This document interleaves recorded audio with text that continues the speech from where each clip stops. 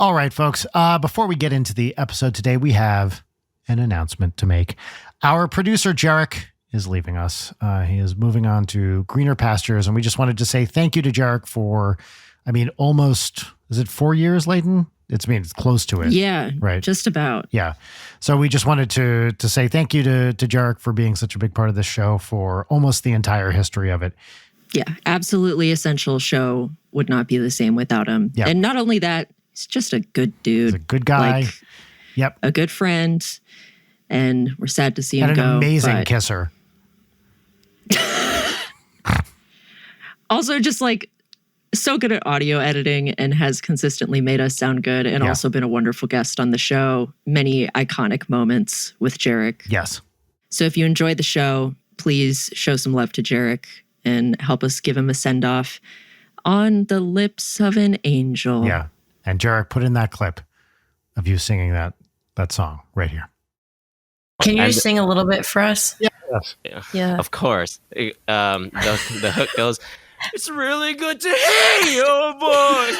Saying my name, it sounds so sweet. Coming from the lips of an angel. Hearing those words, it makes me weak."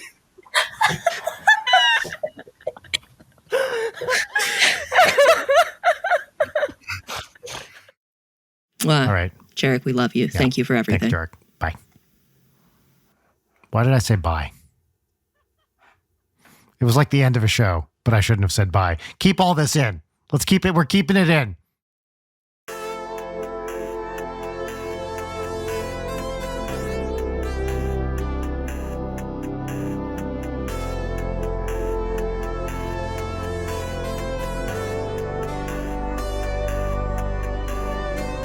Everybody, this is Late Night with Brian Wecht. My name is Brian Wecht. Over here we have Leighton Gray. Hi, that's me, mystery guest. Would you care to introduce yourself? Sure, yeah. I'm Pete Etchells. I'm a professor of psychology and science communication at a university in the UK called Bath Spa. Yeah, and a repeat guest. This is your second time on the show, and we've known each other. It's like we've known each other a while now. I mean, it's probably 6 or 7 years at this point. Maybe it's got to be more. I think it was like 2012. That's right, because I was in the UK. That's right. Yes. Yeah. We did Story Collider. Yes, and you helped me craft a story that basically got turned into my first book. So yeah. Everything's your fault, essentially, Brian. Well, what can I do? I see, incipient talent, and I mold it. That's my whole thing, right? When in doubt, blame Brian. That's my motto with this show. Well, that is usually correct. I was trying to remember, actually, how do we first connect? I think it must have been through Ben Lilly. That's probably true, yeah. Yeah, but I can't remember. But that's how whole great relationships start, right? You never quite remember how you first meet the person. I think about that a lot, actually, because, I have all these dear friends, and there are a couple of them that I can really pinpoint, so one, Dan from Ninja Sex Party, dude sent me a cold email, and I know the date. I believe it was February 18th, 2009. There's literally a thing where I can point to it and say, this is where that friendship started. Leighton, we can kind of put a date, or at least a time frame, because you were on a computer talking to Vernon, and you helped us come up with puns, band-related coffee puns. Yes, for their video game Dream Daddy, there was a coffee shop, and they wanted indie band themed coffee puns, and the only one I remember was "Godspeed You, Black Coffee." Yeah. And I'm pretty sure that was a Vernon one. I think was Froyo that was me. Latengo. That one was me. That one was definitely really? Me. Yeah. Oh, yeah. Okay. I'm not sure I buy it, but yeah, Froyo Latengo was good of you. That was me?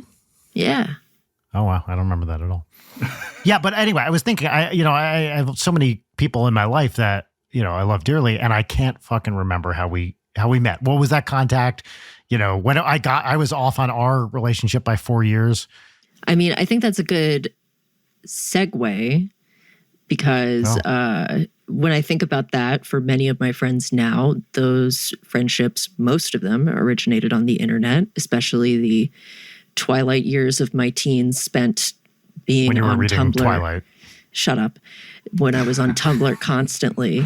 I have friends that I've known for over a decade now that I met writing and reading Portal 2 fan fiction on Tumblr. And I feel like that in reading your book, I was thinking about that a good bit. Yeah, they're real friends. Like, oh yeah, I have lots of conversations with people where we sort of say things like that, and they're like, they're somehow different, and it's like they're not. Do you like this person? Do you get on? Do you have interest? Then it's a real friendship. Yeah, you've never seen their lower half. You don't know how tall they are. You don't know their last name, but you're besties, and that's how it goes. To be honest, I don't think I've seen the lower half of most of my friends, and I kind of want to keep it that way. Mm-hmm. Yeah. It's usually the less flattering half. Yeah. Yes, indeed. Well, I think we should, just to set the scene up front. So, Pete, you alluded to a book, and you were nice enough to send Layden and I. Look, we don't just have to talk about the book. The problem is the book's so interesting that I do want to talk about it extensively. We can talk about other things, and it wouldn't be this show if we didn't segue into whatever the fuck we're going to do. But can you just say a few words about your new book, which just came out, and what, general topic, and, whatever you want to say about it? I can do. I've got a copy here. It's a good mirror, but here we go. It's called Unlocked: The Real Science of Screen Time and How to Spend It Better. And it kind of does what it says on the tin, really. It's about screen time. For me, it was about writing a corrective to a lot of the conversations and a lot of the panics that are happening in the media around this general concept of screen time, which is this really weird thing, right? Because everybody knows what screen time is, but it isn't actually anything. It's completely meaningless concept, right? And we're all worrying about it. And some people are really worrying about it, and some people are, I think, stoking some real fears there. And it just seems like a real shame to me because, it's all about being online and, using smartphones and social media and stuff like that. And there are some really difficult questions to ask there, and really important things that we could be taking the industry to task about. And we're not, because we're freaking out about bogeymen, basically. Yeah. Big top line, scary things that just don't make sense to ask. Yeah. So the book was like, okay, let's just get all of that out of the way. Here's what the science says about these things. It's a mess. These are not the right sorts of questions to worry about. These are the things that you might want to think about instead. And, if you are worried about your own screen use, this is how you could do something about that, basically. Yeah. I was thinking about your book, and I feel like, there's so many, like every page has something on it where I was like, oh my God, that's so interesting. But in general, I feel like I can summarize the basic point of the book in 4 words, which is, don't panic, it's complicated. Yeah, which is kind of unsatisfying, right? But is always the answer, pretty much. This is, I don't need to tell you, the number one thing about science communication and talking to people about science is everything interesting is complicated. There's very rarely a simple narrative, and yet every fucking thing you read is, like you say, this one weird trick, right? This one weird psychological trick that's going to make everything better, and it's never right. Or even if it's like kind of right, like you say, I forget exactly where later in the book, it applies only to this kind of one type of person in this one situation under certain circumstances, and then maybe it works some of the time, Yeah, we always have these like 2 paths with answers to everything, right? It's either easy but wrong, or difficult but complicated. And nobody likes the difficult but complicated route. We all like easy things to digest, and I understand that. Nobody's got time, right? Nobody's got time to wade through the science and try and figure out what the evidence base is for something. Yeah. So we rely on heuristics, we rely on rules of thumb and just easy stories. We rely on things that fit with our own experiences and our own feelings. And I think everybody's got an anecdote about spending too much time on Instagram, looking at cat GIFs or whatever, right? So when somebody comes along and says these things are really quite bad for you, it's true. That slots quite easily into our worldview. And if somebody else comes along and goes, hang on, it's not quite like that, we tend to be a bit more skeptical. But we kind of need to be critical of both, really, and open to all. Absolutely. I underlined several things that I feel like I need to get out of the way. Because, okay, my favorite thing about this book is not the content of the book. It's that finding out things that you and I personally have in common. And I'm like, oh, there's something I didn't know about my friend. Number one thing, we have to talk about Bluey, because Bluey is the best thing ever. And I have been watching it with my family extensively. We just started a few months ago, and it is, I think the Unicourse episode may be one of the funniest episodes of TV I have ever seen. We quote it constantly around this house. So I have to ask Leighton, as a Gen Zer, a Zoomer, if you will, do you know what Bluey is? Of course I know what Bluey is. Okay, I didn't know. I've watched some Bluey, but it's not really my zone. Nobody's getting murdered in it, so well, it's kind of not in the my foreground, lane. Yeah. But it's the best, right? It is. It is. Have you spotted any of the continuity stuff across episodes? No, I haven't. There's tons of stuff in there for parents. So, like, the tiniest little detail that happens in one episode will get picked up in the background, like 5 or 6 episodes later. So there's an episode where there's a busker, and Bluey goes over and gives them some money. It gives them a note that's got a drawing on it. I think it was drawn by Bingo. Mm-hmm. And then, like, 10 episodes later, you see in the background the busker using that money at an ice cream stand to buy an ice cream. Oh my God. Or something. And you like zoom in and it's the same one because it's got the same drawing on it and stuff like that. That's so great. I love stuff like that. It's so smart. The show it's smart. It is genuinely funny. Yes. Like, I mean, laugh out loud. You know, not all of it, of course. It's touching when it's touching. You know, it's just, it is legitimately, as you say, like, everyone in the family can love it. Rachel and I love it. Audrey loves it. We just talk about it all the time. I've talked to other friends, friend of the show, Jim Roach, my producer. He's like, yeah, we started watching it with the family, and he's like, now my wife and I just watch it by ourselves because it's great. Yeah. Yeah, totally the same. In the footnote where you mentioned Bluey being great, you mentioned that they have a good screen time episode. What's the conceit of that one in Bluey's world? So I kind of hated it to begin with, but I've mellowed a little bit in my grumpiness around screen time messaging. So the idea is Bingo brings this toy home from school that is like, it's kind of like a show and tell thing. You got to take this toy around and take some photos with it that go in the scrapbook when she goes back to school after the weekend. And basically everybody's on their phones all the time. So Bob Bilby, that's his name, Bob Bilby. Oh, yes, of course. There's a photo of him like looking really sad while Bluey and Bingo are on the iPad in the background. And then, you know, it's like Dad's on his iPad. And so like basically everybody's on their phones, and the parents kind of realize that this looks really sad and it's depressing for the inanimate toy to not have a good experience. So then they kind of all fix it at the end. But the nice thing about it for me, like on at face value, the episode is, you know, screens are bad, and when you stop doing things on screens, you have a good time. Yeah, get out in the world, right? Yeah. And that is a message there, I guess. But the nicer thing for me is that, like, how the parents deal with that situation. You know, they don't have this like epiphany and go, oh, we need to ban screens and they're super toxic and we really need to think about them. They've just gone, okay, you know, we've maybe overdone it a little bit today, the last few days. So let's go and do something different. And I think that's a really healthy approach to screen time. It's not to vilify it, certainly not for kids to go, this is this magical, scary thing that you shouldn't have. It's only for parents, kind of thing, and, you know, mysticize it. But, you know, just be open about everybody's use and just catching yourself when you're overdoing it and not beating yourself up about it, but thinking, well, what can I do better next time? Generally, the show is so thoughtful and compassionate too that's totally, you know, that's their whole vibe, right? With everything they do is it's very humane and not too judgy about various things, right? Yeah, I do worry that, like, the dad bandit is like a super dad. Oh, tell me about it. I can't live up to that. No. And sometimes my daughter watches it and she wants to recreate the episode and play the games that they play. And I'm like, I can't do this. I'm too tired. Oh, like the octopus game, the one where he's the octopus. Yeah. Right. So Leighton, the conceit here is he's kind of an octopus. He's like the fun dad. They have to get from one side of the catch to the other. He's like reaching over and grabbing them.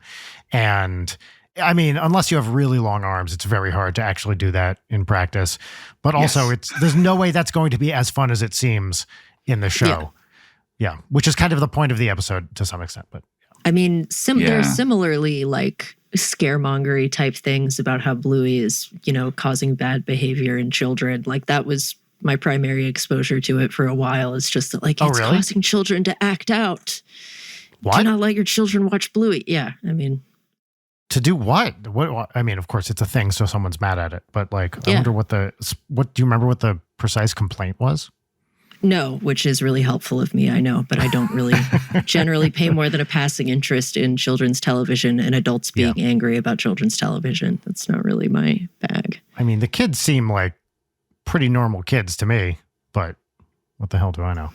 Yeah. I read an article like a year ago that was like this academic deconstruction of the dad as actually being this really toxic masculine figure. I just read this thing, and it's when you read articles and you think that is 5 to 10 minutes of my life that I will never get back. Yeah, and nobody can pay me for that. And it was one of those things. It's just like absolutely po-faced. You're talking about a talking cartoon dog. Yes. We could read into this too much. Yeah, absolutely. It's a kid's show. Each episode is like 12 minutes long. We're going to be okay. Yeah. Another thing I'm very excited to talk about is cryptic crosswords, because I love cryptic crosswords. And amazing. As you probably know, there's a big difference between British cryptics and American cryptics, right? No, I don't know this. Oh, dude. I also don't know this. Okay. It is a whole thing. He's so excited. Look at him. I'm Holy so shit. excited. I never get to talk about cryptic crosswords. Leighton is not quite a fan, right? Is that fair? I don't care. I don't want to speak for you, but here, no, shut up. I'll talk for you for a second. Yeah. We occasionally will talk about it. We'll do a crossword for a mini episode for this show. And I have occasionally suggested cryptic crosswords, but you're less into them, right? Is that fair to say? I like suffering. I don't like suffering that much. Right. Well, also like making jokes and stuff. Like all tracks of my brain are occupied already with a regular crossword without all this extra shit on top. I mean, cryptic. So the difference between, roughly speaking, there are many different styles of cryptics, but the difference between British and American cryptics roughly is that American cryptics have kind of more rules and they're like standard sort of things that they adhere to. And British cryptics are very free flowing to the extent where someone called one particular one, what is it? The Spectator that has like a particularly famous one? I can't even remember. Yeah. I mean, they all have their different vibes, right? Yeah. So like one of the things that I didn't say about in the book was that like I taught myself how to do it, and I used this app, and this app was great because it really properly taught you how to use it. And by the end of it, I was like, do you know what? I'm shit hot at this thing now. and like the first cryptic crossword that I picked up was from the Times or something like that. Yeah. I don't know if I even understood the words that they were using, and it just really, really bummed me out. So back to the drawing board. So there are definite tiers of style and difficulty. Yeah, and especially with British cryptics, like they have no problem using a word that no one has ever looked up in the OED, but it's there, and you could like find it if you really tried. And it's a lot more just like freewheeling, kind of like, hey, let's figure it out. So in American cryptics, for example, there is a general consensus. If you're going to hint at an anagram, it has to be an anagram of the letters on the page, not for like a synonym on the page.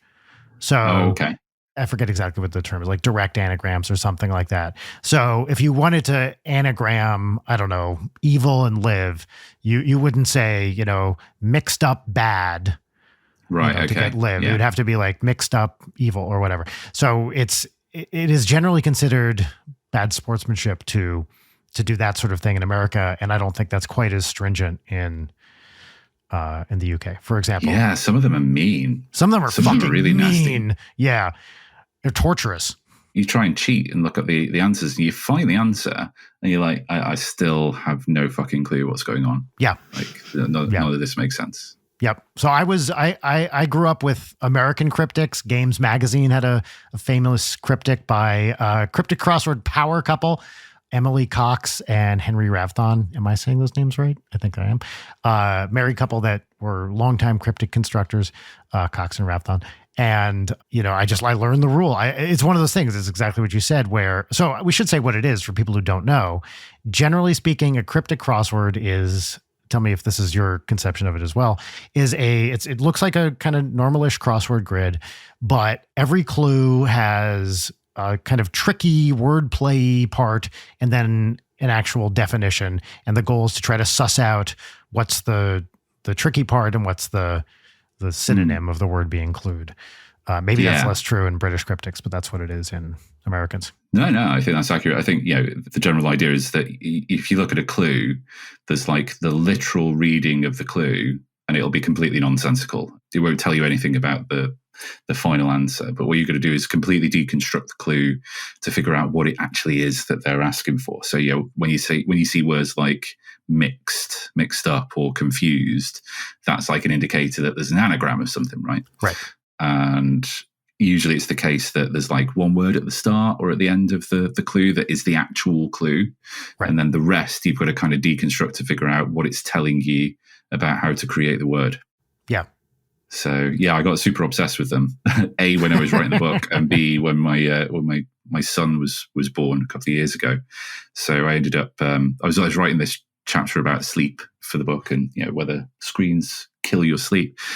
And I don't know, it seems a bit weird now. Like I wrote some cryptic crossword clues to stick into the book, and it seemed like a really fun, quirky, cool idea at the time. And now I look back and I'm like, what was I on when I was doing that? It's a really weird thing to do, Pete. I did not stop and try to figure them out, actually.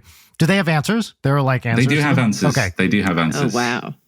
But those answers are not published in the book. Is that correct? They're not. And there's a common theme amongst the answers as well. So, now we need the bonus where Brian figures them out. Yeah. I had this grandiose plan where I was going to do this sort of weird, multi-layered advertising campaign for the book that would like start off with people trying to figure out. Basically, I'd read Ready Player One again, and I was like, "Oh, these could be the gates and the keys and shit."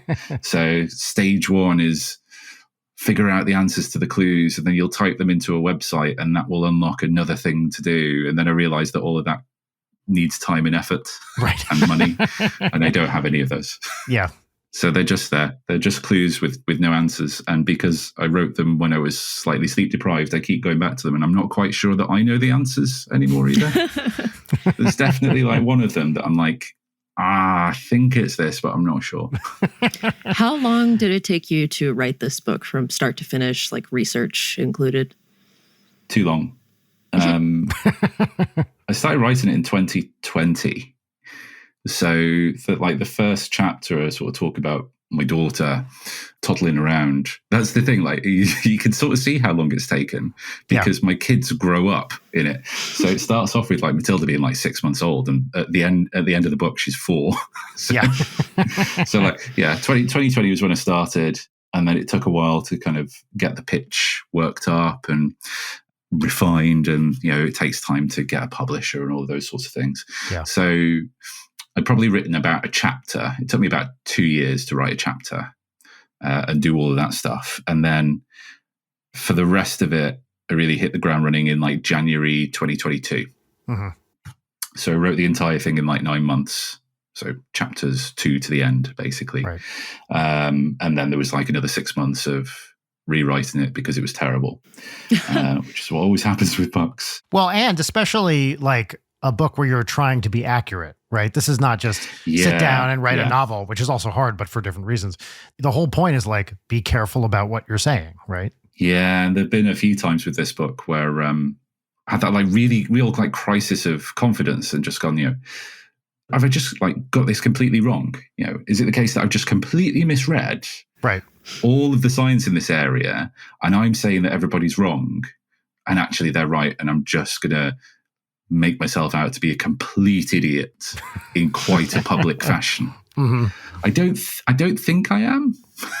Oh, so I try and be kind of humble about it throughout the book, but it's a weird one. I mean, I think there's things in there that I sort of built up a bit of confidence by the time I got to like chapter 7, and chapter 7 is on addiction, on digital addictions. And I remember not knowing how to start that chapter and getting really pissed off with myself, and then going, screw it, I'm just going to write, "You're not addicted to your phones, full stop, done, chapter."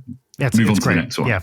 And then I took it out, and then I put it in and took it out, and eventually I was like, no, I'm going to keep that in because I know not everybody's going to agree with that. And yeah, there are researchers that won't agree with that. Sure. But also, I think I'm right. And it was the chapter that I was the most nervous about in terms of, have I got this completely wrong? And it's weird because it's the one that people who've read it so far, and like other psychologists who've read it, have gone, yeah, you're actually bang on there. It's nice. It's nice to actually see somebody say that out loud, because we just assume that it's true and it's not.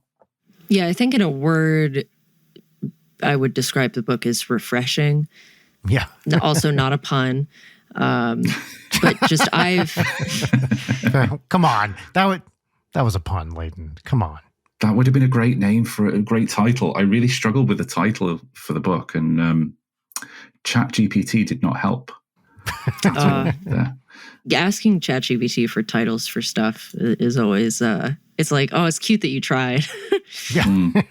But then also like, oh, but I can't do better than this either.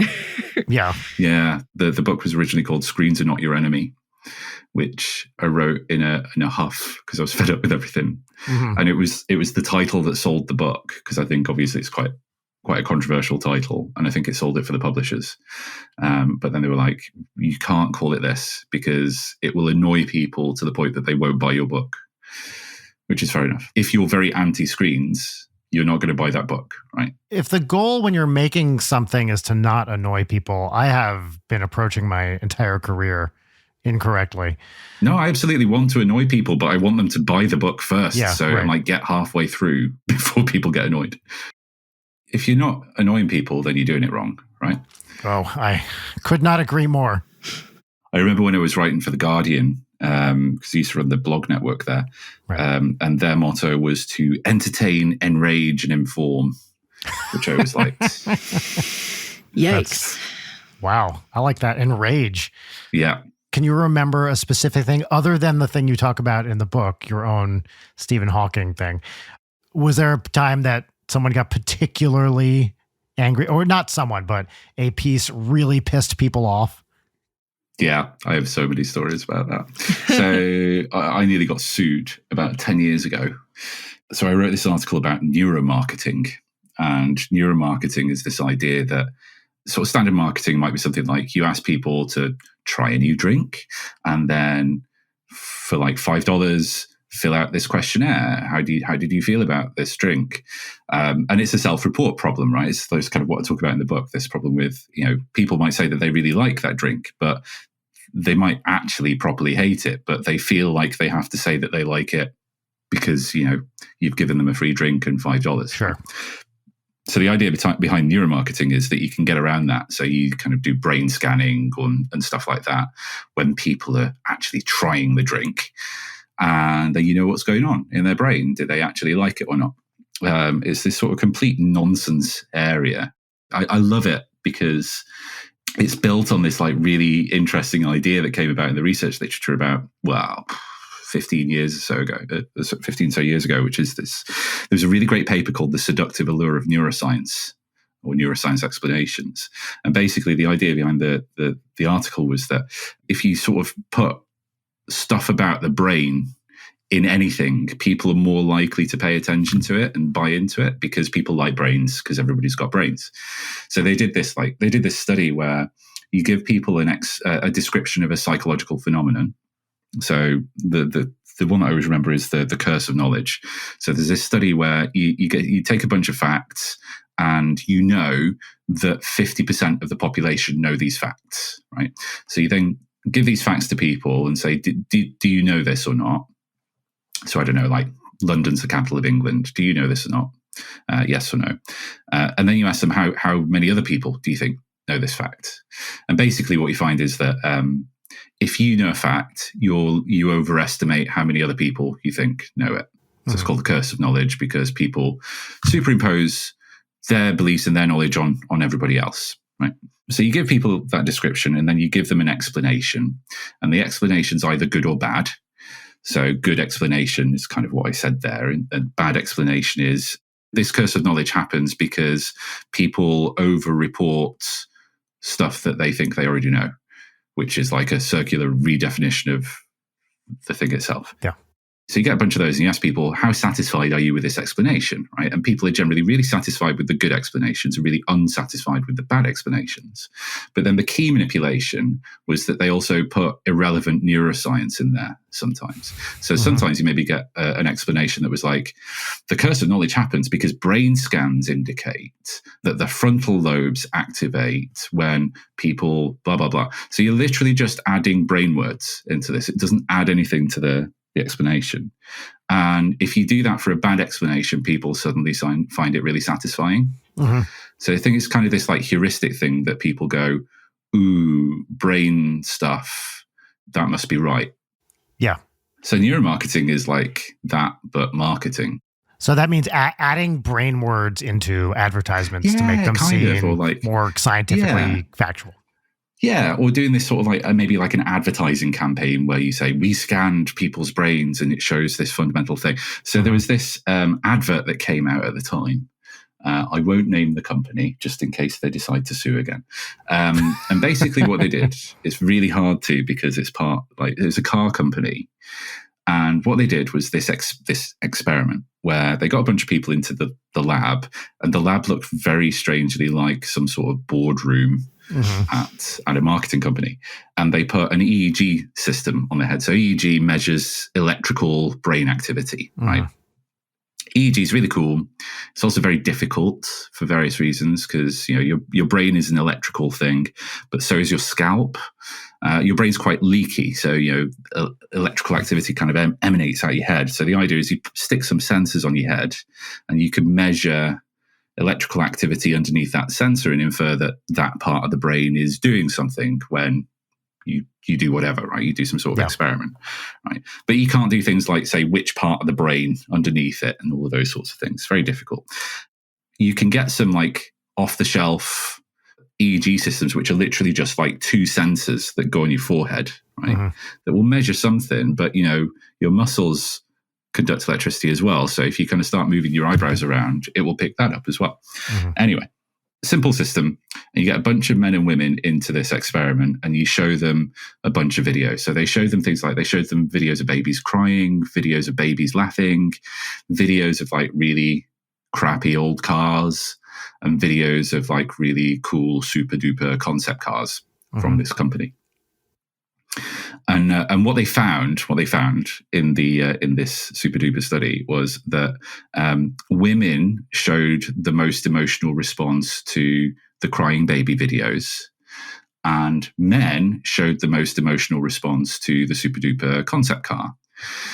Therefore, what women want in good car design is something that will protect their children. And what men want in good car design is something that looks and drives really smooth. And Company X fulfills all of those sorts of things. Oh, boy.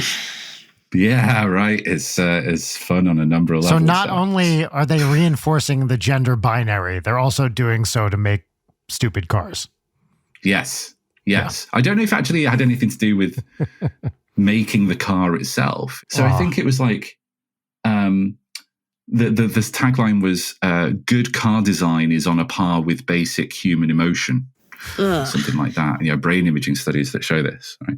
And I just saw it and was like, nah, I got to say something about this, and called it out. And it's basically like, this is crazy, right? And it comes from a long pedigree of these sorts of sciencey looking things. Yeah. Or non-science, pseudoscience being dressed up as science for the sake of advertising. It's of like the same ilk as, so in the book I talk about Blue Monday, which is a made-up thing. But I'd never heard of that before your book. This is a problem, right? So I think now Blue Monday primarily exists because skeptical scientists keep telling everybody that it doesn't exist. And also, I guess, Vonnegut, Goodbye Blue Monday, etc. Yeah. Oh, yeah, true. Yeah. It's become a zombie thing that. But, you see things like, scientists invents formula for the perfect chocolate or something like that. And that will come out around Valentine's Day. Or scientist shows formula that shows that chocolate's better than kissing, and it comes out on Valentine's Day, things like that. Yeah. So I kind of called it out. And I remember at the time being very nervous. Like, I'm generally quite risk averse when it comes to writing stuff because I'm very conscious about libel. That's right, because you guys have stricter or weirder libel laws than we do. Yeah, right? yeah.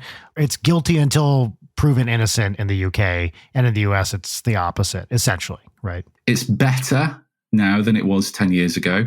Yeah. But yeah, very much the case at the time that, you know, if somebody thought that you had libeled them and they sue you, then it's up to you to show that you've not, rather than for them to show that you have. So there have been a lot of cases, particularly around science blogging, actually, in the UK. Yeah, Simon Singh is the big one that I think of, right? Yeah, the classic. It's been weaponized, basically, to try and silence people. So that was all happening. So I was very kind of conscious of that. So I ran this piece past the Guardian's legal team, which we could do if we wanted to. And they suggested like a little tweak. And it was one sentence, and I'd said something like, you know, in all of these cases that I've shown, it's just marketing or nonsense dressed up as science. You know, it's nonsense. And they said, that's your personal opinion, which was true. So you need to make it clear. So, and it's literally just, you need to say, it seems as though, or it feels as though. Anyway, so I published this piece, and the marketing company that did that car thing, the managing director emailed me and like was very, very angry about it all. And threatened to sue, you know, but sort of like in an indirect way. So he was upset that we'd basically, or that I'd said that neuromarketing's a load of crap.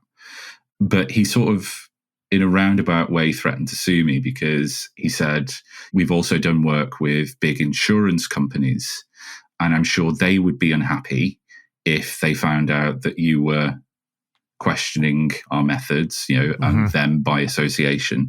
And unofficially, I'd suggest that you don't want to get involved with big insurance companies' lawyers. I kind of laugh about it now, but it was quite scary at the time. Yeah, of no, course. that's very much like, those are some nice kneecaps you've got there. You'd be ashamed. Yeah, Basically, exactly. It'd be a shame if you couldn't get a home insurance policy. You know? Yeah. Funny you say that, actually. That's been a problem the past few years. But I felt at the time, you know, if this was just a blog that I was writing and publishing myself, I would be bricking it, and I would have taken it down, that blog post, in a moment's notice, and groveled as much as, because I didn't want to get sued. And thankfully, like, the Guardian had my back on this. So I kind of went to my editor and I said, what do I do about this? And he said, let's just run it past the legal team. And it was incredible. Like, the legal team sent him this very, very polite, legally worded "fuck off," which I really appreciate. I love a good lawyer. Fuck off. Oh, it was great. It was great. But in and amongst the coda to that, I guess, and it's something that's stuck with me for 10 years, is that in and amongst all of that, the conversations that I was having with this guy, he can kind of get bouncing between good cop and bad cop. Because he'd like put these like low level threats in, and then he'd say things like, you know, you should come along and see what we actually do, and, you know, I'd love for you to do all that stuff, and then try to justify it. And he said, you know, you've said this as though we're like doing actual science, and that's not the purpose of what we're doing here. We're not about providing the signal, we're about providing the noise. And I was like, yeah, that's what I wrote in the blog. That's the problem. Yeah. It was brilliant. Anyway, it all went away, but it was really not nice for a while. That kind of feeling and you know, sort of thinking at night, you know, if the Guardian decide not to support this, you know, what's going to happen then? Because, you know, in those sorts of situations, you can either sue the newspaper or you can sue the writer. Right. And that's what happened with Simon Singh, right? That I can't remember who it was, but they went after him as a writer. I'm getting the name of the organization wrong. It was like the British Chiropractors Association or something like that. And it was as I recall, he said chiropractic medicine is bogus. And they singled out the word bogus as an attack or libel or whatever. And he, you know, he said it, as I recall, in a pretty level-headed way. And it was, you know, it was just like a statement of, according to these studies, well, it doesn't work, blah, blah, blah. And they went after him for years. Like, this went on forever. So I think it was the British Chiropractors Association or something. He won eventually. Like that. Yes, he did. And I think that's what precipitated a change in an easing of the libel laws. But yeah, it's made me chuckle. And it's always made me think very carefully about the words that I use, because it's really important, right? Yeah, you can totally. inadvertently say things that you may well just mean it as an opinion, but it comes across as you saying something factual, and you get in a lot of trouble very easily. Yeah, I think that story is a good example of these sort of like personal stakes that people attach to certain conclusions that come from studies or research, which I think you touch on really well in this book. Of, my whole thing is screens are bad and they're going to kill your children. So everything that I do, it behooves me to continue to do speaking engagements and get more book deals, et cetera, to keep hammering this drum, even in the face of any reasonable person. So I very much appreciate the links that you go to in this book to dispel a lot of the very clickbaity, scaremongering stuff, because I have read a lot of the books that you mention as bad examples of this. And they always hit a little weird, because it does feel, in comparison, your book just feels so like reasonable. That's really kind of you. I had like this proper, almost like existential crisis when I was writing it, because it was really hard, because what I was trying to do is be as evidence-based as possible about the things. And so there's a chapter on sleep in particular, does blue light from screens impact on sleep?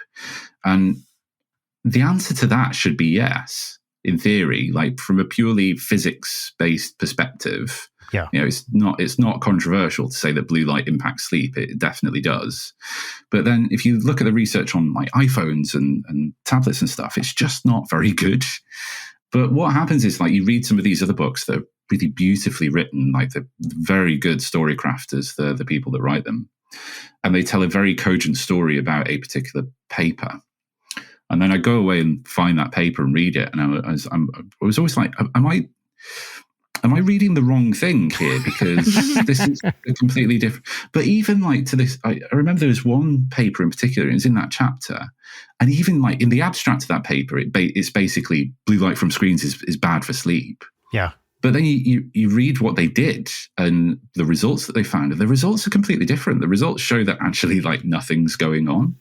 Yeah. And then they pivot in the discussion. They go, yeah, there's a trend here. So there's a trend towards this being bad, and therefore it must be significant. So it's definitely bad. It's like this slippery slope that they wanted to find this. They didn't quite, but they changed that narrative anyway. And then somebody else comes along and just reads the abstract and goes, this paper shows definitively that screens are bad. And I think that's the one consistent thing that I see happen in this space, is that you will get battered with, but this study shows this. And what happens there is that you need to spend quite a lot of time and energy looking at that study and going, hang on, what did they actually show here? Right. There's like some study that's out at the minute that apparently like is commissioned by, it's not like a proper published scientific study, it's like a commissioned report type thing.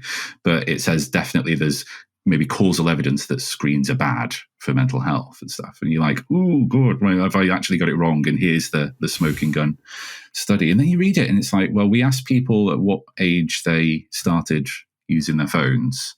And then we asked them how they feel now. And those two things are really strongly correlated. Like the earlier you started your phones, the worse you feel now. It's like, that's not science. That doesn't tell you anything, right? That's not how we do science. That's how you answer that question. But scientific study, blah, blah, blah. At some point in the book, I can't remember where, you point out something that I'd never really considered, but is so obvious in one sense, where you're like, yeah, the older you get, you just have like more responsibilities and kids and shit, and things get harder. Maybe you're less happy because you have a fucking child now, and that's difficult, which is such a good point. It's one of these control things that you mentioned, which things like that just plain don't take into account, right?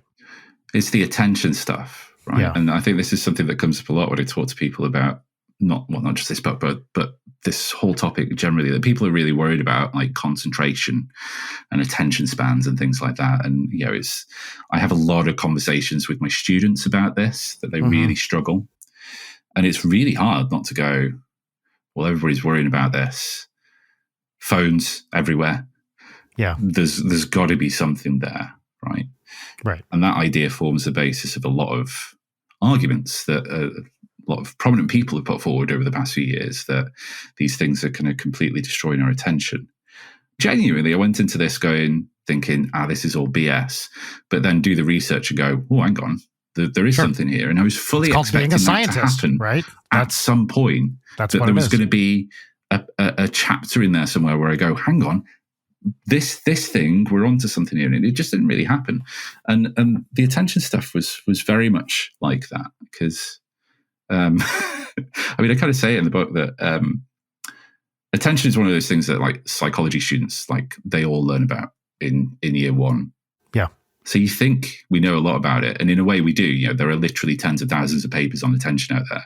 But there's this like weird existential crisis going on in the research literature at the minute, that you get in like this increasing number of studies or papers with titles like "Nobody knows what attention is." Please help! I'm in attention prison. I can't figure out how to get out. Can we stop talking about attention now, please?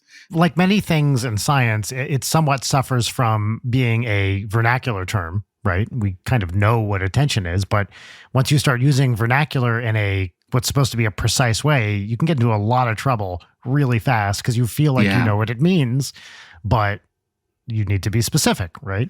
Yeah. I mean, it's like the jingle jangle problem stuff that you talk about in the book. Yeah. Do you want to say what that is? In some cases, it's using one term to mean lots of different things. Mm-hmm.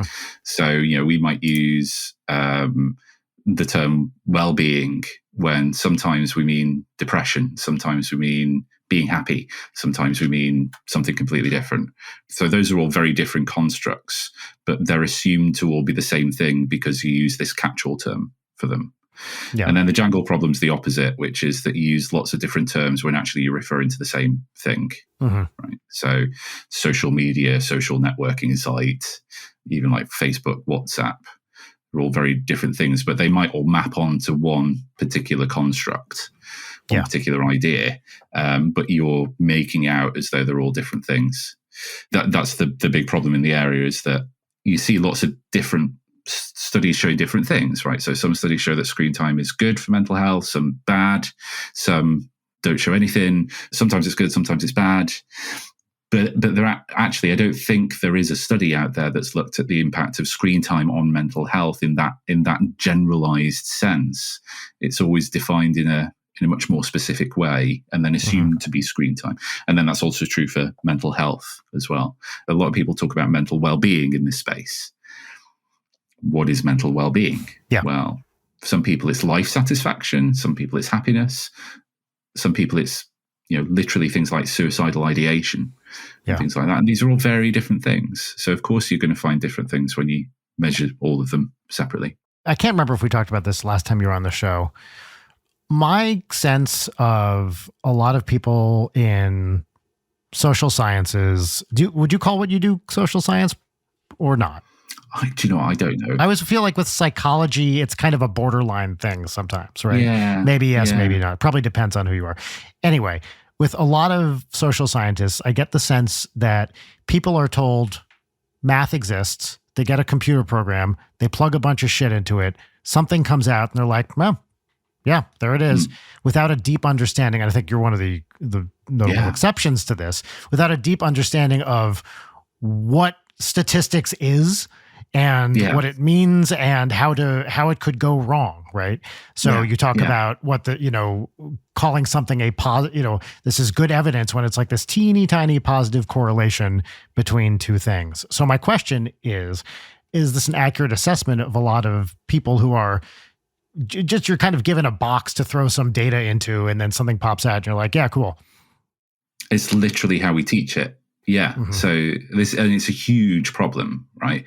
I don't know whether it's the same in the US, but I know in a lot of UK universities, we're really struggling with this at the minute because we have like somewhere between 12 and 24 weeks to teach research methods and statistics. Yeah.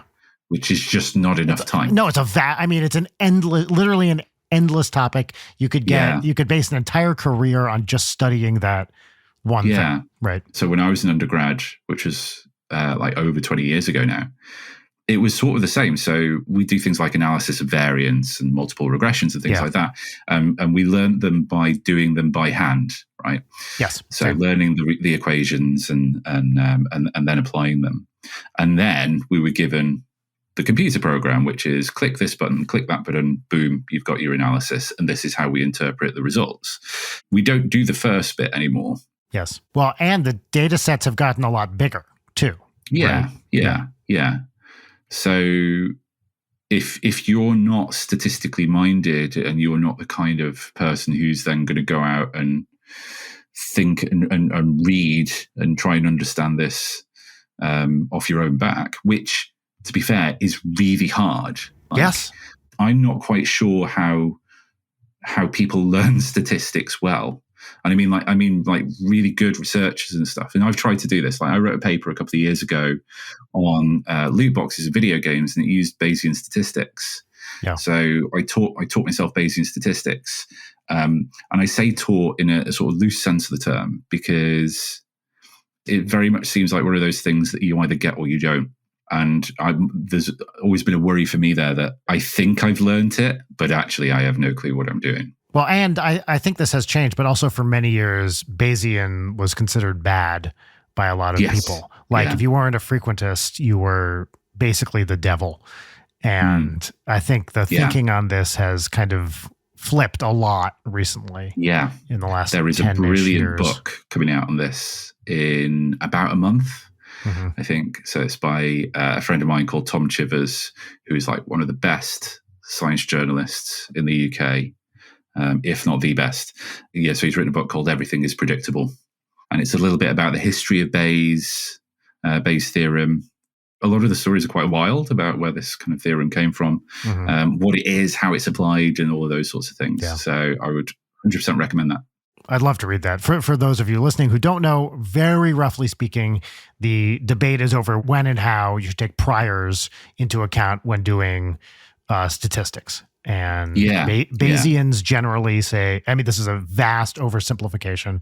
Bayesians generally say, take those priors into account. Frequentists say, don't worry about them. That's not true. What I just said is a total lie, but in very broad brushstrokes, that's kind of what it is. What do priors mean in this situation? So your prior beliefs about something. So what you kind of do with a Bayesian approach to stuff is go, what is my pre-existing viewpoint? Let's collect some data. How does it change? How does it shift that prior belief, for or against? So when you do this sort of statistics, or kind of the way that I've done it in my research, it's not so much about finding whether there's a significant difference between two means or something like that. It's more about trying to find the strength of evidence for one hypothesis over another. So you kind of set up competing realities, basically. So one reality, loot boxes are really bad for people because it turns them into problem gamblers.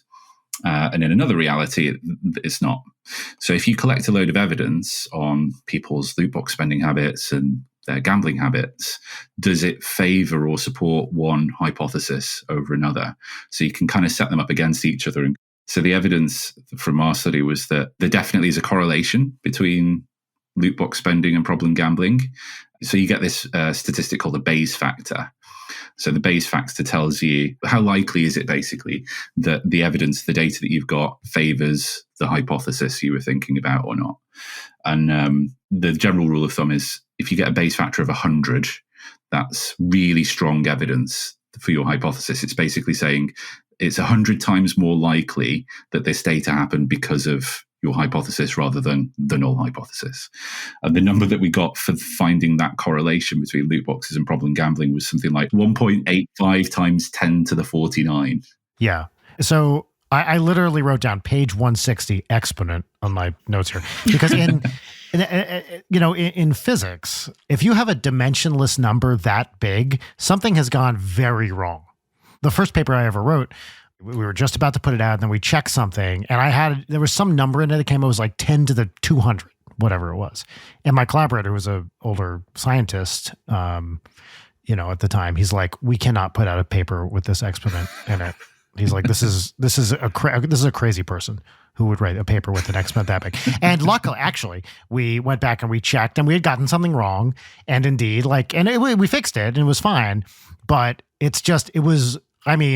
so look, I'll be honest. I read this book while taking a bubble bath this morning, and I almost dropped my iPad into the tub when I saw 10 to the, I think was it 52 or 40, something like, yeah, it was something a big like number. It was 50-ish, 10 to the 50-ish. And I was like, holy shit, that's a big number. So it really stood out as like wow, that is something know beyond any, I mean, to say beyond any reasonable doubt understates how certain that is. Yeah, right? But it's also kind of so big it's meaningless as well. And yes. So interesting science communication failure here, actually. So what that number tells us, so the correlation between how much money you spend on loot boxes over the past month, or how much you report spending on loot boxes, and your problem gambling severity index score is 0.2. So it's quite a small positive correlation, right? What the 10 to the 50 number tells you is that it's 10 to the 50 times more likely that correlation exists than it doesn't. So that correlation definitely is there. But it doesn't say what the strength of the correlation is. Tells you nothing about the strength of the correlation. Right. Okay. So what it's basically saying is that there's definitely a small, weak correlation between these two things, but it's not very big, right? Yeah. But my life is really weird sometimes. And through complete happenstance, I found out the summer that this paper was published, it got brought up in Australian Parliament. So there was like this big debate about video games in Australian Parliament, and this Australian MP stood up, and very, very strong feelings about how bad video games are. And he said, this new paper's just come out that shows that there is an extremely strong correlation between loot boxes and gambling. And, it's absolutely there. It's so strong, it's causal. It's like, that's not what we showed. That's not what that number means. And it was the exponent that he was basically. At? It's because in that paper I talk about extremely strong evidence. This is extremely strong evidence in favor of the hypothesis, which is the technically correct way to explain what we did. Right. And it never really occurred to me when I was writing it that in sort of being so rigid scientifically about saying that can be completely misconstrued, right? If you don't know anything about stats and you see the words extremely strong evidence, then of course that's going to morph into this paper shows extremely strong evidence that loot boxes are bad for us. Right. And it's a very different thing. But the correct statement is there's extremely strong evidence that there's some positive correlation. Yeah. But it says nothing. Then you are, I mean, you say that's a relatively small correlation, but it doesn't say what the strength of the correlation is. There's two kind of unrelated numbers. Loot box research is weird, right? Because that 0.2 correlation crops up pretty much every time somebody does a study in the area. And I probably hazard, I think it's because everybody's doing the same study. Okay. Because everybody asks how much money have you spent on loot boxes, and everybody uses a scale called the problem gambling severity index. So it replicates really well. But it doesn't tell you anything about causality either. It doesn't tell you that loot boxes are causing problem gambling. So I worry a lot about the loot box research because in some ways it's a brilliant area. Like, it's super open science. Everybody shares their data. Everybody makes all their code available. It's all really great on that front. But it's suffering potentially from the same cycle that I've seen with things like internet addiction. I fully hold my hands up and say I am a part of the problem here because I've done that study where I ask people how much money they spend and correlate it with problem gambling. Everybody basically does the same study because it's really hard to do anything else, because what you actually need is actual data on how much money people have spent on loot boxes. Yeah. But then you get like 50, 100 papers published in the area. And then you start going, 100 studies, that can't be a coincidence. There must be something causal going on there. So that just sheer body of evidence is taken as evidence in and of itself that there's something wrong. And that's the wrong approach. I was going to ask, actually, the money thing. I wrote down a question. I'm curious how much, if any, work has been done on this. It seems to me that there's kind of three different money situations. There's fully real cash, like the number on the screen is actually the money you're spending. If it says £10, you spend £10. Then there's the more common thing, which is you pay money to get virtual money. You pay real money to get virtual money, which then you spend. And then there's a version where it's just fully virtual. You spend no actual money or anything at all. Maybe it's not like you wait for the ad to clear and then you get, but it's like fully just virtual cash. This occurs to me, by the way, because I'm playing this game Balatro right now, which is like a kind of I talked about it. It's so fucking fun. Oh my God, I love it. I think I've gotten like 4 Steam notifications as we've been recording that different people on my list are playing that game. Yeah, it's great. But it's fully, there's cash in the game, but it's fully virtual. It's just totally made up, and use it in the game to buy like power-ups. It's kind of building a deck thing. So I was curious about those. I mean, I'm probably oversimplifying it, but the difference between a game where it's fully, very common in games, this happens in Stardew Valley, there are gambling things where you just spend fake money and it's just fake. It still sucks to lose it, but I would imagine it's a different situation than actual real world money in the game. But I don't know, is it? Is kind of the question. Yeah, no, definitely. So I think one of the earliest studies in this area actually looked at that and basically found that if you're opening up loot boxes for free, there doesn't seem to be any relationship with problem gambling.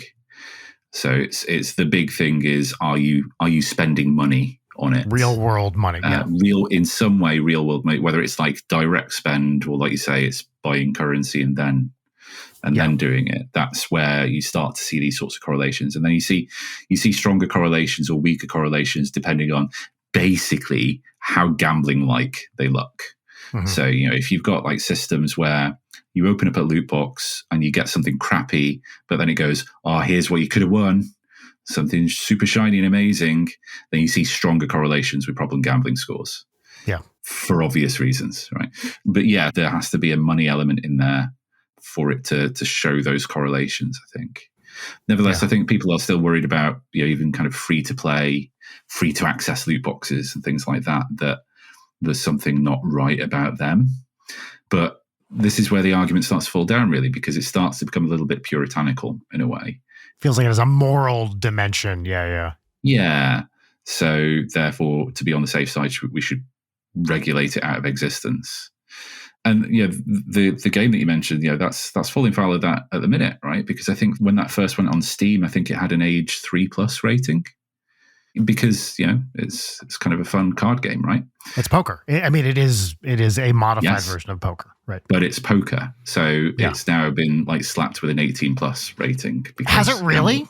Yeah. Oh wow, that's crazy to me. But it kind of speaks to the difficulty that we have having these sorts of conversations and navigating them. What's the perceived versus actual, not even, harm. It's like potential for harm with these things.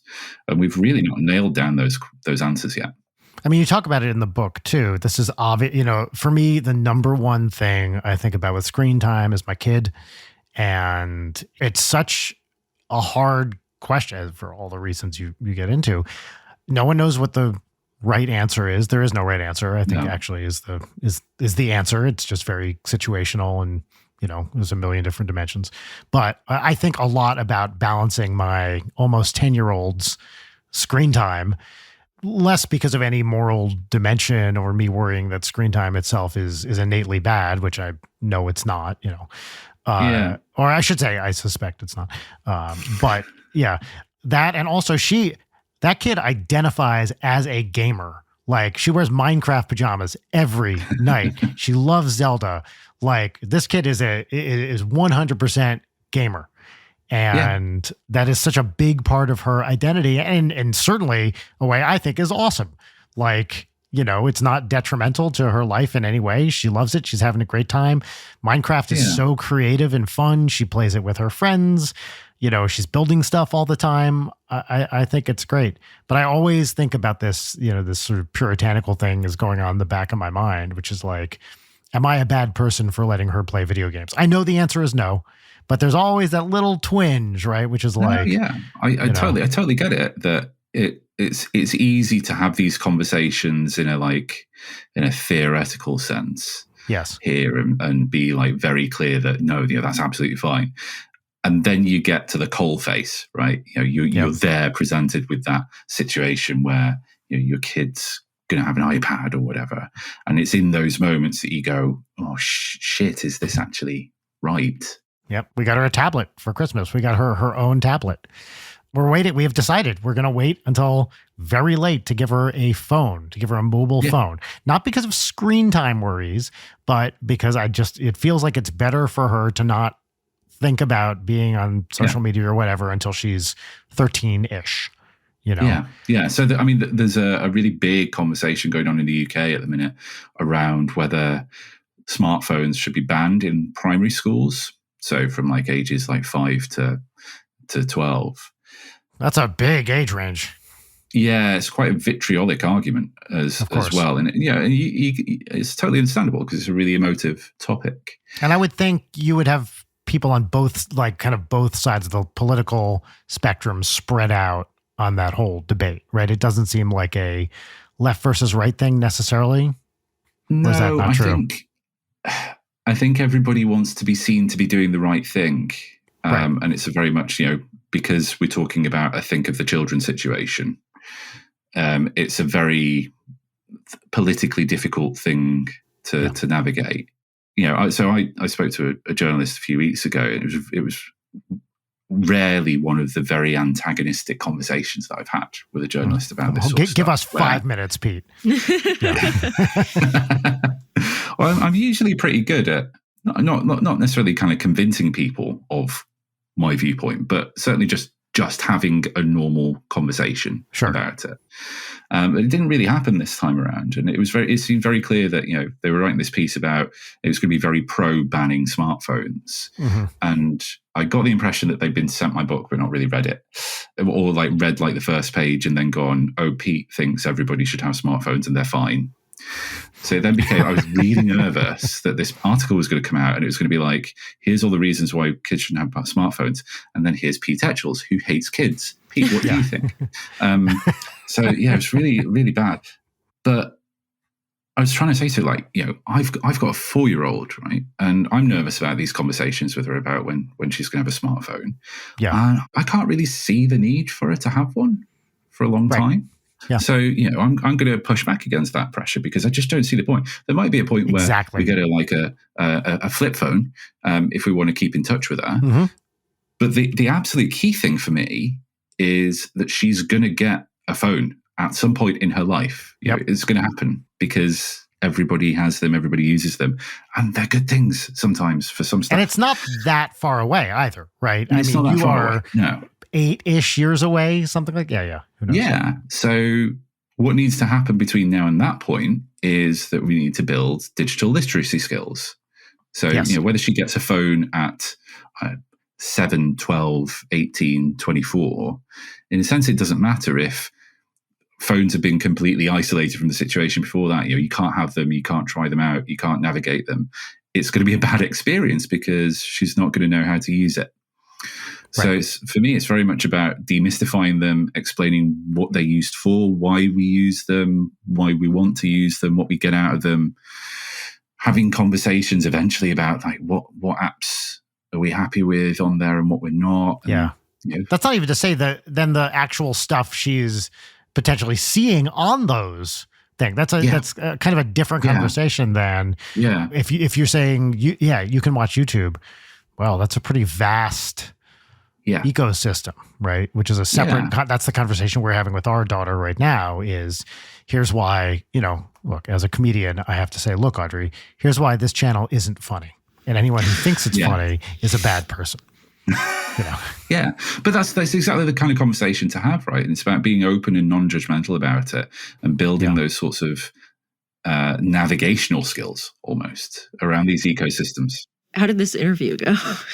How did it end up? Oh, yeah. I want to hear about this. So it happened on the Wednesday and the article was coming out on the Sunday. And I spent the intervening time really worried about it and feeling like quite down about it. And then the article came out and I wasn't in it. Oh, no.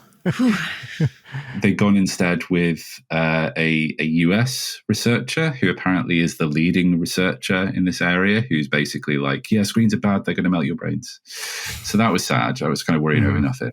But also I felt like it ended on a bad note as well. Like the last thing the journalist said to me was, and naively, I hope that they meant it as a bit of like a tongue-in-cheek, light-hearted thing, but it didn't really come across as that. Like, they said something like, "Oh well, let's have another conversation in 7 years' time when your daughter's come across something horrible on the internet." And I was like, I don't want her to. Yeah, I don't want that to happen. And I think they meant it as sort of like, "Oh, you're being a bit naive about all this sort of stuff." Mm-hmm. Yeah, if you're already put off, and also it's good that, the thing that you were worrying about didn't happen, but also feels so emblematic of the entire problem that you're exploring in the book. Yeah. If they picked somebody who reinforced the view screen bad. And that's the person who will continue to get contacted for press stuff and doing more things, because that is a popular, easy, you can put a nice little label on it that this is bad. Mm-hmm. It's a consumable little nugget of information where, like, the thing that this book, compared to reading other things like other books that you mentioned, like The Coddling of the American Mind, et cetera, where there's like, they are presenting a very specific problem. What comes out reading your book feels like, how the hell do we solve the problem of people misinterpreting research, and that it's just completely accepted? Because I've never seen anybody else kind of tackle these other major, really popular pop psych things about screen time, to the point that if you didn't read your book or have somebody point it out, like, you wouldn't know that stuff that is trotted out as being 100% accurate is actually bullshit. Like, how do we bridge that gap where it's like, for every single piece of like studies show in the news, if you do like even the tiniest bit of due diligence, which is what most people are not going to do, it's like, well, that's not what it said. Hello? Yeah. Yes. And that's not even to mention a lot of the stuff you read online. And this is an endemic problem with science journalism, is the headline is written by someone who, like, an editor who, like, skimmed the article for 30 seconds, wrote some headline. Sometimes the headline is in direct contradiction to the main point of the article. Katie Mack was recently posting about something. Did you see this? Like, I can't remember what it was, but there was some article which was like, "Why the eclipse will kill you." And it's like, okay, calm down, And the article was like, "Eclipses are fun." It was like literally the total opposite thing. Happens all the time. Any science journalist, I'm sure you've had this, Pete, you write something, some editor throws a headline on it, and you're like, "Oh, fuck, no, why?" Yeah. But it's exactly what you said, Leighton. People don't do the due diligence. And I think to answer your question, what do you do, Pete? It's a hard answer, because the answer is better science education and media literacy, which we are generally not training people to do. Yeah. Yeah. I think there's a naively optimistic answer to this. And then there's maybe a quite dystopian, more realistic answer to it. So my naively optimistic answer is kind of like what you were saying there. I think we need to sort of shift what people value. So I think one of the problems that's happened over the past 5 or 6 years is that we don't really value expertise anymore. Right. What we value is people who can say engaging things. Influencer space, basically, that if you're very good at kind of communicating with people, that's taken as value and taken as evidence that you know what you're talking about. Whereas your actual expertise has been devalued inadvertently, but also directly. Like certainly in the UK, when Brexit happened, oh God, it was 8 years ago now. That's crazy. That's right after I left was when the Brexit vote was. It was your fault. Brexit was about getting rid of Brian out of there. Yeah, people got confused. Well, I did say as I got on the plane to come back to move to LA, I screamed "Vote Leave," and that was the last thing I said. Yeah. But like Michael Gove, one of the MPs at the time, was there's a newspaper article where he's like, "We've had enough of experts." Yeah. And what he was talking about was economic experts and, people saying that Brexit would be a terrible idea, but it seemingly not to be based on evidence or anything like that. But that as a line and as a feeling has been adapted. It then got co-opted in the pandemic, like pro-vaccine and anti-vaccine people, right? And that, if you were anti-vaccine, it's very much experts is a dirty word, right? It's somebody who's taken money from the Illuminati or whoever to inject a microchip into your bloodstream The more unhinged version of that, which I do not understand anti-mask. Anti-vaccine, I can sort of get emotionally. Don't inject that into me. The anti-mask thing just seems completely insane to me. I fundamentally don't get it. I think it's because it was a very overt signal of in-group, out-group status, right? Yes, so you don't need to know 100%. anything about a person other than to see whether they've got a mask on or not. And you Right. can identify them as part of your tribe or not. Yeah. Very easy thing to latch onto. Yeah. Hit the nail on the head. So you were saying your naively optimistic version of how to fix it. What's the dystopian one? That we're not going to fix it. Right, it's great. kind of, it's too late, basically. So that doesn't mean that it's all doom and gloom. I think it's more that with this argument, with this debate, it doesn't matter what we do or what we say. Even if my book was New York Times bestseller or whatever, and literally everybody read it, it would preach to the choir. People who believe this would believe it more. People who were anti it would dig their feet in more. You're not going to change people because we're so deep into it now. But what will happen is that the technology will change. And because this is what always happens, right? Everybody was really worried about violent video games 10 years ago. And I don't think anybody is now. Sure doesn't seem like it. Yeah. Bar a few people, a few researchers still fighting the good fight to show that they cause aggression. And, your odd politician. I think most people have cottoned on to the fact that, the good evidence shows that there's nothing to worry about. And it'll be the same with social media. We'll get over it. But there will be something else that comes after that we don't know what it looks like yet. It might be mixed reality stuff. It might be something that we can't even imagine yet. And the thing for me is that if we don't change the way that we think and talk and debate about these things, the same thing will happen in 10 years and in 20 years' time. And we'll just keep going through these cycles. Because we always do. You point out the thing about the paper tax in the 19th century, right? Can you just briefly say what it was? Because I thought this was really cool. So there's the repeal of the paper tax in the UK in the 1800s basically meant that it was a lot cheaper to print stuff. It coincided with this time where there was basically an explosion in mass paperbacks and magazines and penny dreadfuls and things like that. So up until that point, because books were expensive, basically, they were selectively for the elite, basically, and they're sort of seen as something that the masses couldn't engage in. And now we're in this situation where anybody can read anything. And everybody starts freaking out about it, right? That, what are people reading? Is this going to, young boys are going to read stories about highwaymen and robbers and stuff, and it's going to turn them into robbers, and it's going to destroy society. And I was talking to a historian called Matthew Sweet about it, and he was telling me about it. He was a really interesting guy to talk to. He was saying things like, you look at some of the cartoons that were in newspapers at the time, and they'd really evocative, there'd be this picture of a woman with a stack of books, these are all the books that she got for the month, and she'd just be reading through them, looking really haggard and disheveled. And there were a couple of kids in the corner, starving because their mother was neglecting them because she had to read her stories. That was just a drawing of me.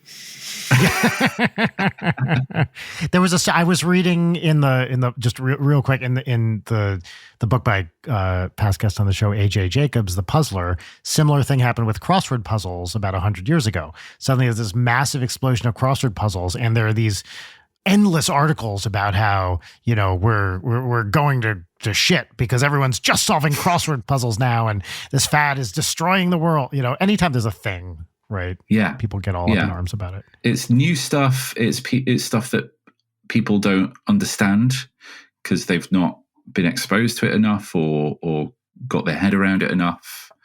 And you see it over and over again. So there's sort of a quote from Douglas Adams in the book that I use from Salmon of Doubt, which is basically anything that's invented when you're over the age of 35 is just against the natural order of things. Mm-hmm. Which I always love that. And I'm seeing it in myself now. Oh, yeah. So I consider myself a fairly techie person. And, I've always been an early adopter for things. And I love technology and I think it's great. I do not understand TikTok. I have tried. You're in good company here. It just doesn't make sense to me at all. Like I can't figure it out, and it's new and scary and horrible. So like I've caught myself a few times going like, "Oh no, TikTok's terrible. Like it's not good for anybody." And I'm like, "Whoa, I'm turning into that person." Oh god. So it's definitely going to happen to us at some point.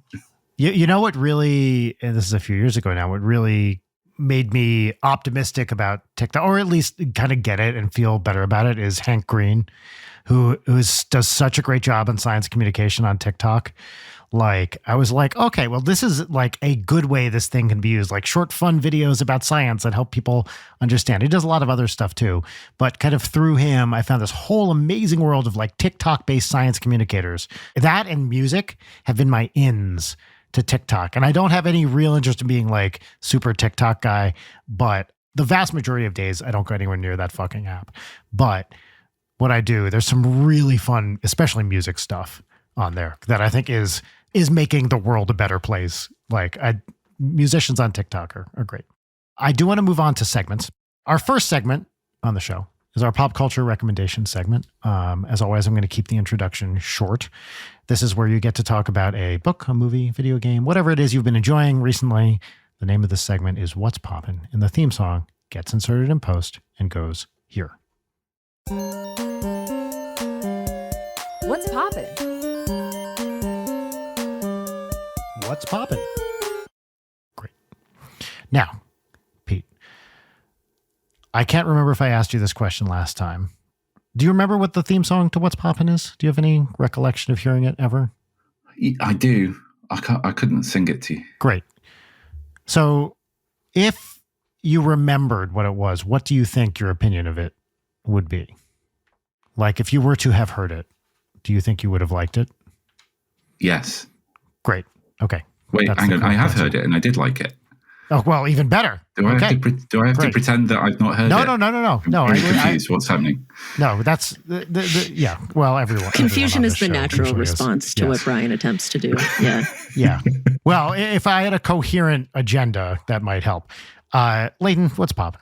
What's poppin' for me is a little bedroom pop duo called Coco and Claire Claire. That I found because I wanted to listen to the Mark Mothersbaugh Sims soundtracks, and they have a song called Sims 2 where they sample it, and I was just like, oh, this seems cool. And I've been listening to a lot of their stuff, and it's just really fun. Like, it's ultimate doing makeup in your room in the middle of the night music, and their music videos are really cute. So Coco and Claire Claire, check it out. Great. That's what's popping for me. Pete, what's popping for you? Do you want on-brand or off-brand? You can do both if you want. You can. Oh, awesome. On-brand is, so I'm a big fan of a podcast called The Studies Show at the minute, which I love as a title because it's The Studies Show, and studies show that blah blah blah. But this is completely nepotistic because it's my friend Tom Chivers. The guy you mentioned, yes. Yeah, Bayesian book fame. So it's him and another journalist called Stuart Ritchie, who has a very listenable Scottish accent, just talking about science and like talking about here's the thing that everybody's worrying about. What does the evidence show? But it's not like in a like snarky, everybody's stupid sort of way. It's just two guys trying to figure out what's actually going on. So like they take news stories. They did one last year about that whole room temperature superconductor stuff. The stuff out of chat. Was it LK99 or something like that? Something like that. Yeah. And then they've done stuff on like climate skepticism. They did one attention. Our attention span's actually collapsing. Stuff like that. And it's just a really nice hour or so to listen to. Just people trying to figure out what the hell's going on. I love it. It's great. Cool. So what's the off-brand one? I have developed a low-key obsession with WWE wrestling. So hell yeah. So I used to love it when I was a kid, and then there was like a 10-15 year gap where I completely forgot about its existence, and then I remembered it again. I can't remember whether I put this in the acknowledgements. You did. You mentioned WWE GIFs, I believe. Yeah. Oh no, it was.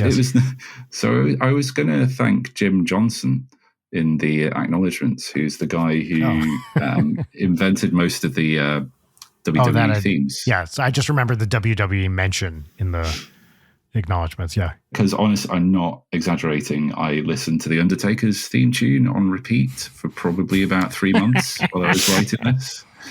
But then the other thing that's happened is that back in October, I bought a subscription to WWE Network, and I was like, I should catch up on all of the stuff that I've missed.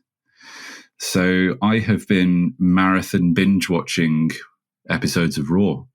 So I started off in October in 2010.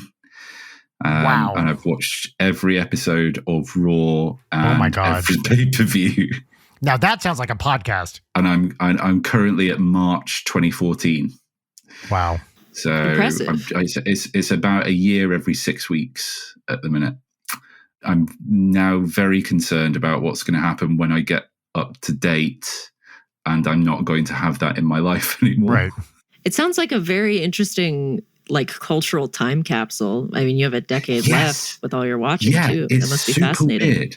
It's super weird because all of these big events happen, and sometimes like there are these spillover things that happen. So there was one episode I was watching where they basically had to improvise the night because they only had like 3 wrestlers appear because there'd been a show in Europe and everybody had got stuck there because of the Iceland volcano. Oh, the volcano, erupting. yeah.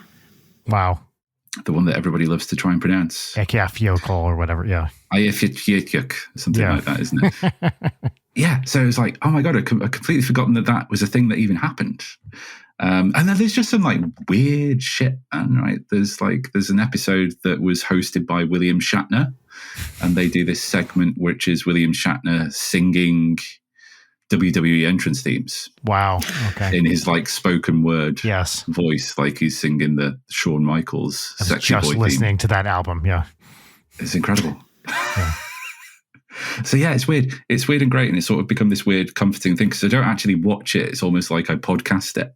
Yeah. So I'm just like listening to it constantly.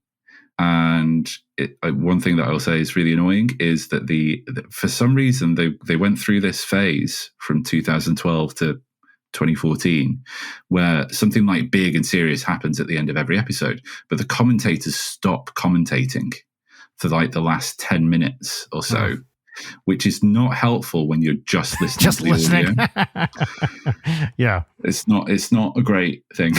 So that's been a bit annoying. But yeah, that's my off-brand. Cool. Great. Brian, what's popping? What's popping for me is a new podcast that I've been listening to. My friend Andrew recommended it. It's called Wasn't That Special? And every episode is 1 year of SNL.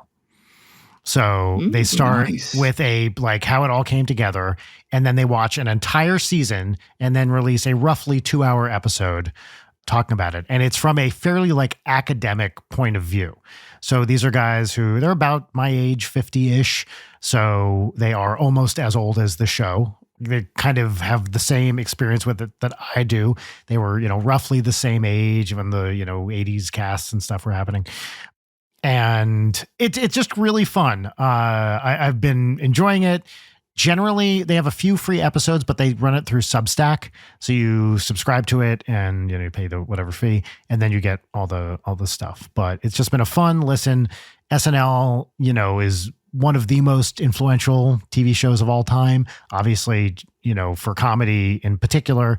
And it's very interesting to hear the behind the scenes stuff, all these people these comedy legends, but also the people that you've never heard of who were there for half a season and then went away for whatever reason. Just the number of people who have gone through and then either their careers are over or who went on to, amazing other things. Julia Louis-Dreyfus was on SNL, all these people who popped in for a minute and then moved on to something else. I think Robert Downey Jr. was on briefly, right? Am I getting that right? I haven't gotten to that season yet. Yeah, it was coincided with him having a drug problem, and that was the end of it, if I recall correctly.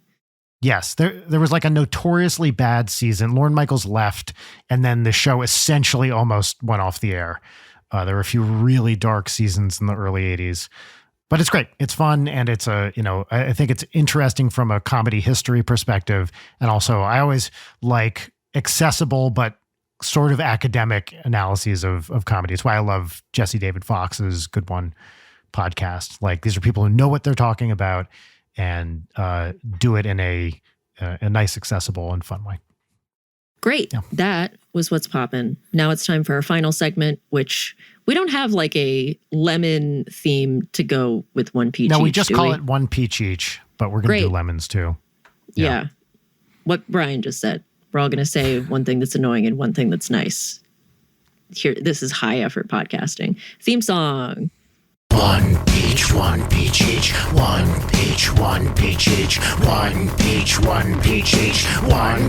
One peach each. Wow. We're banking a few episodes this week, so Layden's enthusiasm. I may or may not be recording. running out of fucking steam. All right.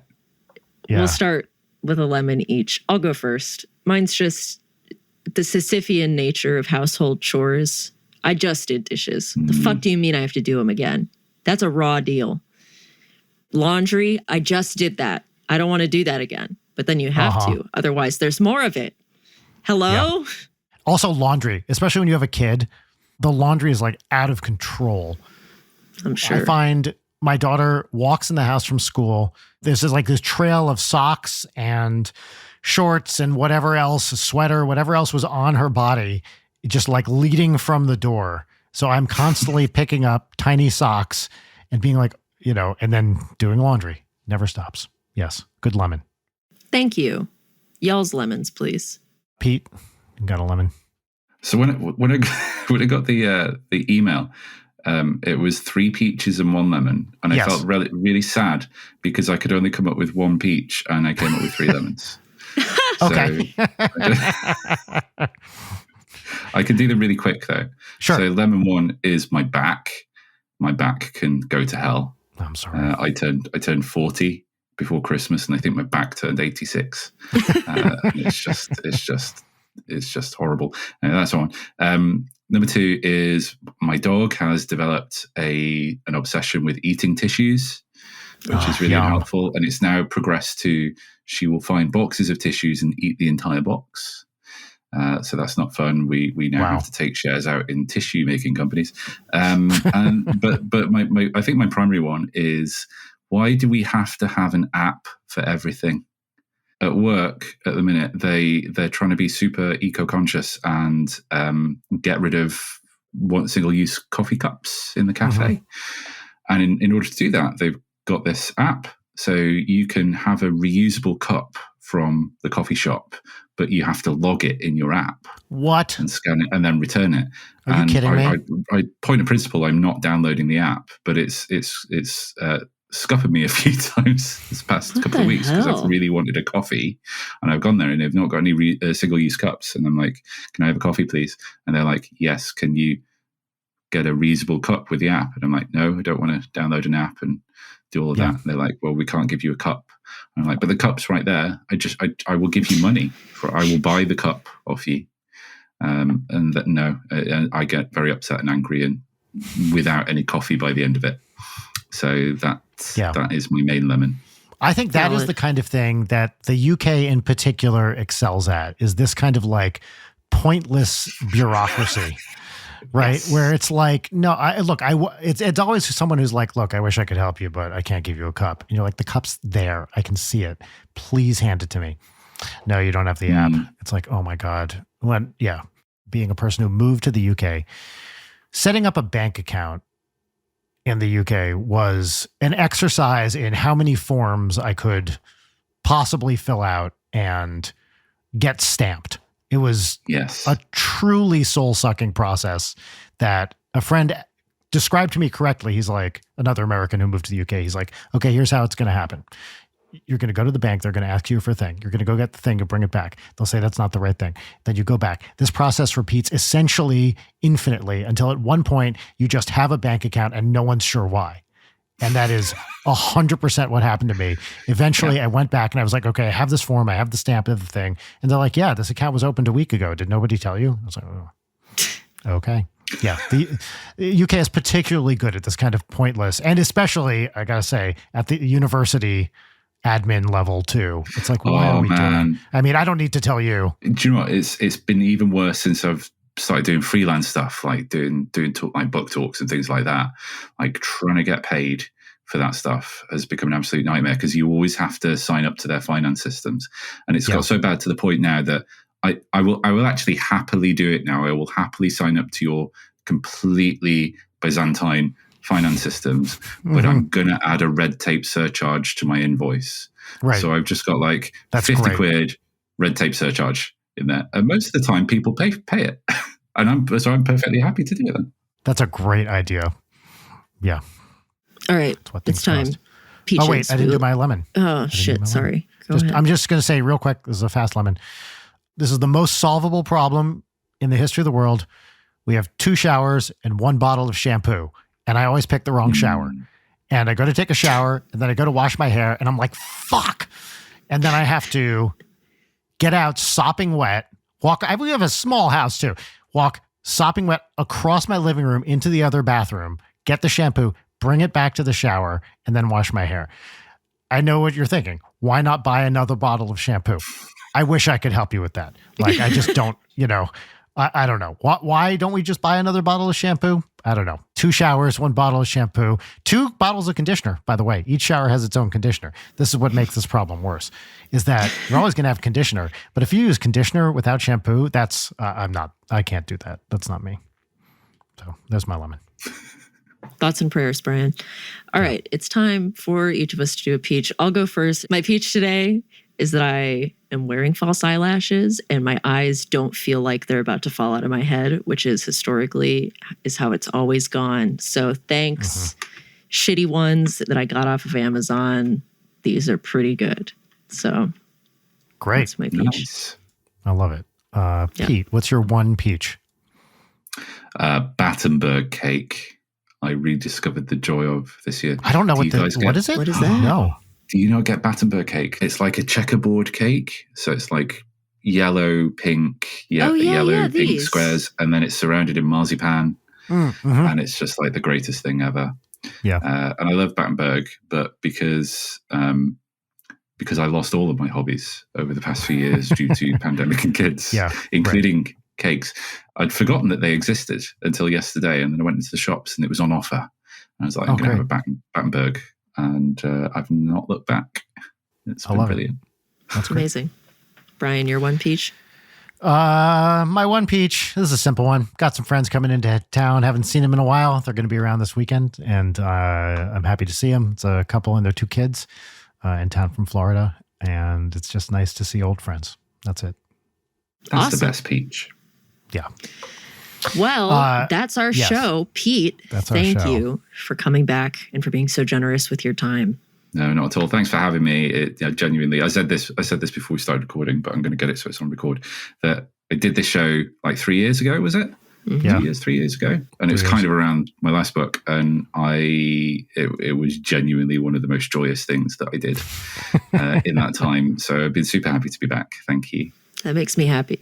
Yeah, same. It's just great to see you again. It's I wish we had more time to actually spend together, but it's this is a good opportunity to sort of hang out.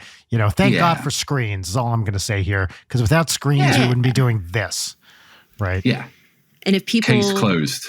Yeah. If people want to check out your books, where do they go? Yes. How do they find them?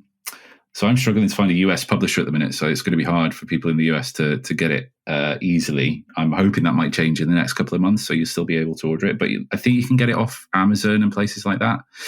So it's called Unlocked: The Real Science of Screen Time and How to Spend It Better. Can they get an electronic copy of that if you're in the US? Do you know? I don't think so at the minute, but that will change quicker than the physical copies. Yeah. So I'm sure it's already up on illegal file sharing websites anyway. So yeah, it's no problem. Yeah, my last book was called Lost in a Good Game, and that's available everywhere.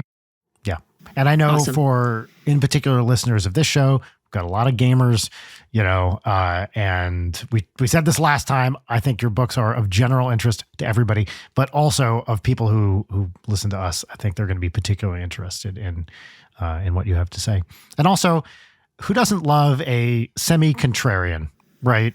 Like it's, it's nice to have a nuanced, reasonable perspective on what is essentially a moral panic that many of us in our heart of hearts know is complete bullshit. So, or at least frames the question in a reasonable way and says, hey, maybe we should just take a step back and think carefully about this before we start screaming. Yes. So, yes. Yeah. So anyway, it was great to see you again. Thank you for being here. It's so nice to chat again. And Leighton, do you want to close us out with some final words? High energy. Come on, let's go. No. Let's really bring us home. Listener, I know what you did last summer. Okay, great. Bye. Goodbye. Leighton Night is produced by Brian Wecht, Leighton Gray, and Jarek Centeno. Follow us on Twitter at Leighton Night, on Instagram at Leighton_Night, or email us at leightonnight@gmail.com.